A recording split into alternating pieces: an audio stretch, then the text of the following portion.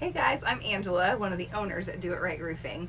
You've probably come to this video because you've had an interview and you've been invited to the next phase, and that part of that phase is going to be writing a one-page business plan.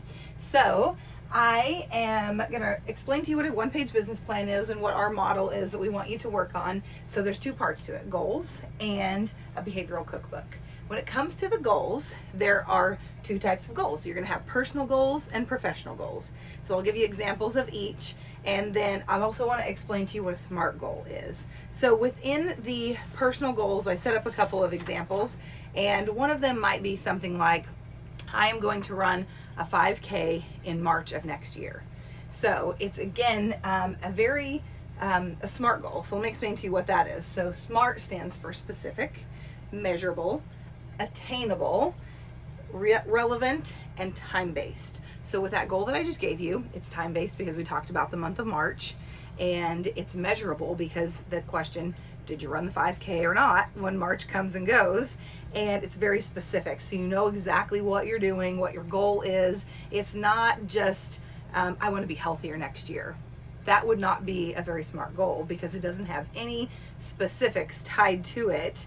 And with this one, it's attainable because, say that's 7 months in advance. You can start now by thinking, okay, I'm going to start walking this number of times per week, this distance, then running more frequently, running further. So you can break it down to very simple, which is actually the behavioral cookbook part of it that allows you to know what you need to do to be on track to achieve that goal.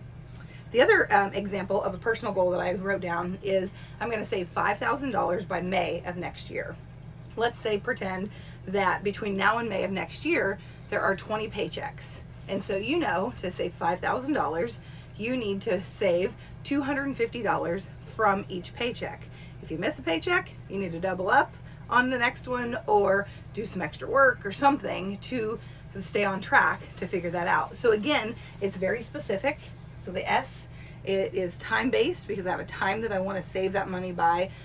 Measurable because I'm measuring if I achieved $5,000 in my savings account. When it becomes May, you can look at your savings account and say yes or no, I achieved that goal. And it's attainable because again, you're breaking it down to the specifics of what you're going to do between now and then to achieve that. So that's what it means to have a SMART goal.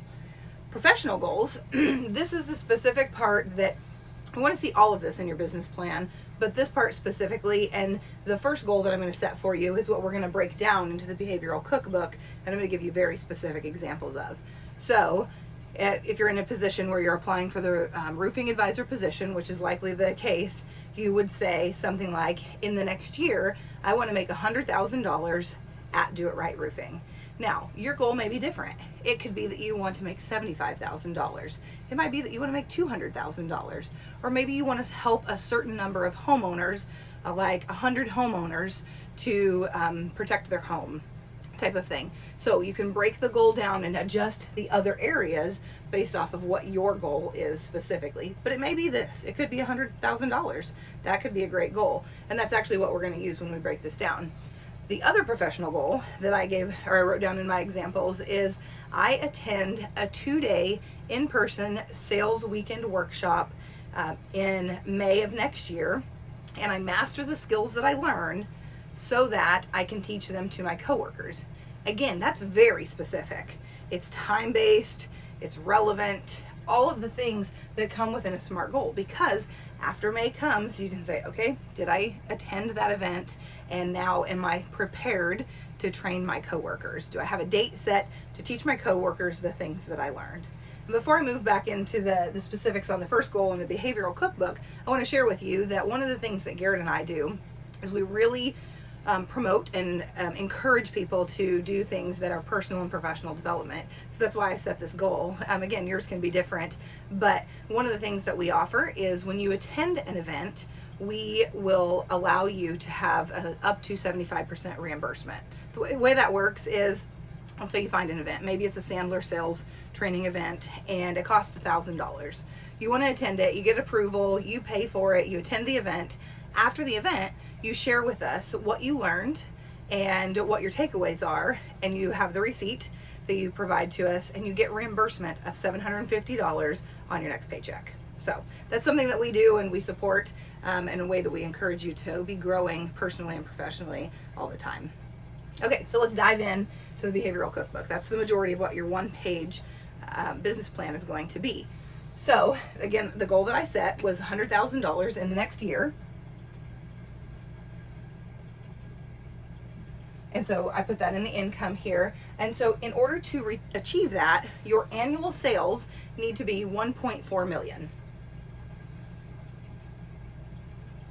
And then your monthly sales would be 119,000.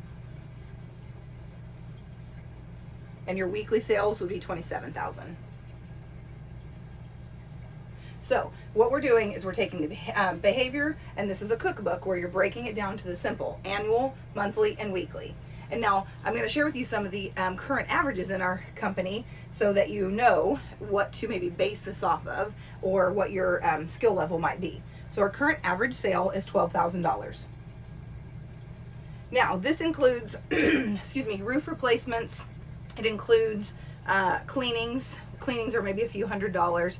It includes gutters, which maybe gutters are full gutter replacement might be $1,000. Depends obviously on the size of the home. It can be less or it can be more.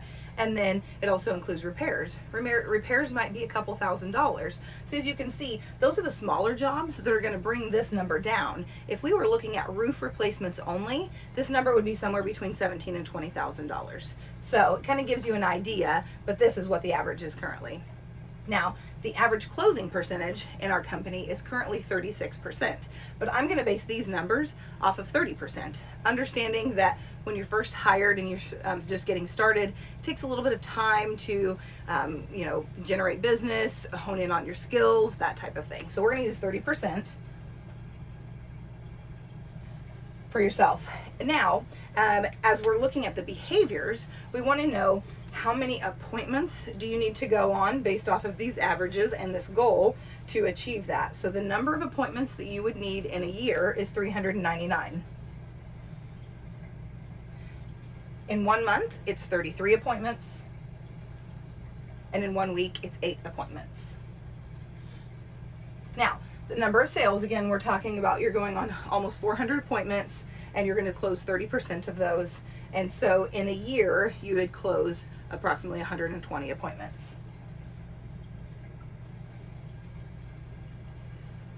In a month, you would close, I'm really bad at math, so I made this simple, and so it's 10 sales. And then in a week, it's 2.3. So the simplest math here, if you're looking at monthly, your 10 sales, $12,000 each, puts you at your monthly goal at $120,000 essentially. So you're on track to achieve that. So let's talk about this and even some of the specifics within it. So you should expect that about half of your appointments, so again, you're looking at 8 per week, would come from the company, and half of them would come from things that you've self-generated. So within the company, we have where we do networking, myself and Garrett, and then those leads are dispersed to the roofing advisors. We have Facebook ads, or people tag us on Facebook. We have referrals. So lots of different types of leads that are coming into the company. And then things that you might do, number one might be networking. There's different types of networking groups. Ignite You is one that is a great option where we get a lot of business because we have a lot of great relationships there, and we already have a membership, and that includes everybody in our company. Also, BNI. BNI is fabulous. It takes dedication, and they have specific attendance requirements and things like that that you should be aware of before you decide if this is something that you're going to do. But I'll give you an example of my BNI. This year, we expect, and we're on track to close $775,000 worth of business from my BNI. Obviously, I'm not a roofing advisor. I don't go climb on roofs, and I'm not doing those estimates. But if I was, I would literally be halfway to this goal from my BNI. That would be approximately $50,000 worth of commissions from the leads that we have closed in my BNI group. That's pretty significant. So the networking can be a great source for leads and connections to closing business, and having a lot of referrals come in.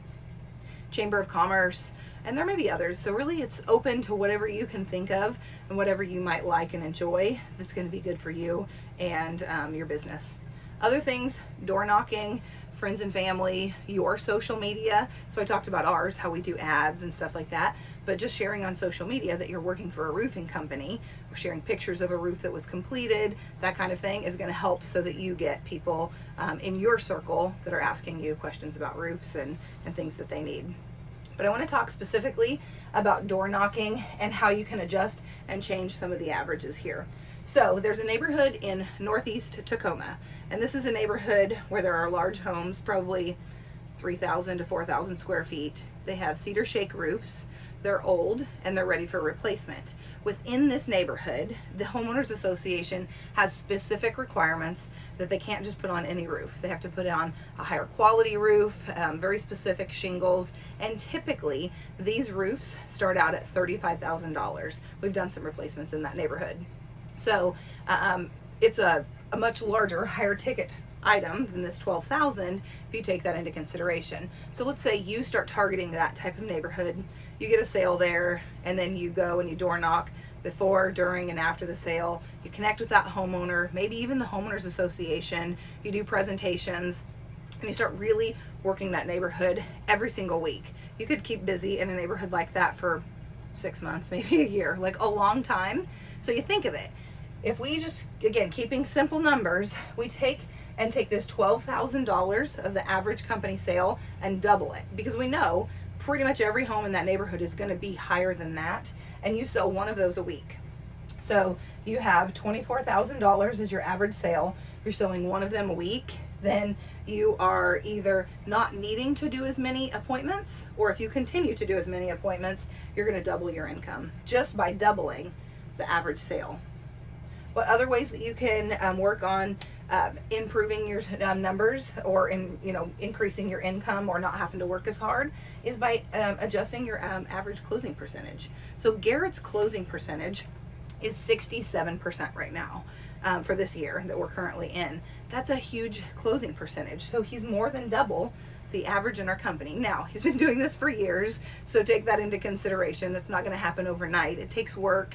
He really loves and truly serves customers and connects with them and takes time with them, and that's something to be aware of. But once you get better and better at serving other people and making sure that you're standing behind our company values, you'll start seeing better results, and you'll go above this average number.